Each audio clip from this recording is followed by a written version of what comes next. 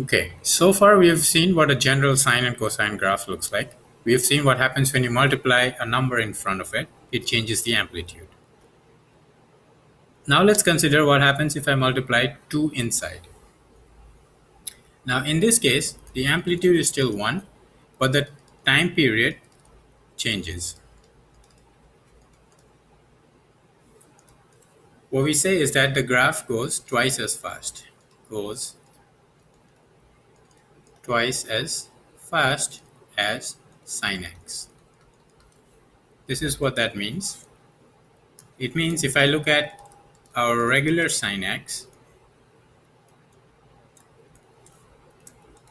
in the same time that sine x completes one cycle, sine of 2x is going to complete 2 cycles, meaning it's going to look like that. So the point where it starts repeating now is at exactly half of what the previous one was. And what is this point? This point is pi. So the time period now is pi.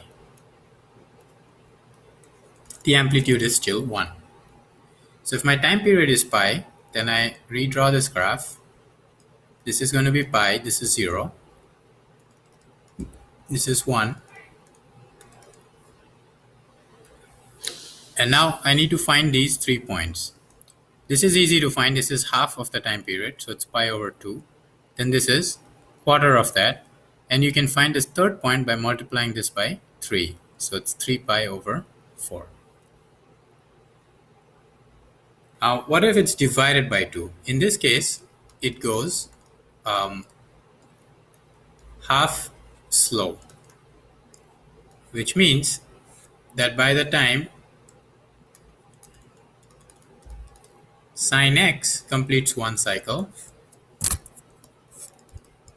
sine of x over 2 is only going to complete half a cycle. So it's only going to have that, which means I need to extend this to get the negative half, and it's going to be the exact double length. So it's going to be 4 pi.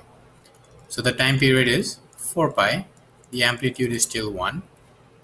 This is 0. I need to figure out these 3 points. Half of 4 pi is 2 pi. Half of 2 pi is pi, and 3 times of pi is 3 pi. So in general, if I have function sine bx or cosine bx, then the amplitude is 1, but the time period becomes 2 pi divided by b. Right, so you can verify, like when we had sine 2x, b is 2, so the time period is 2 pi divided by 2, which is pi.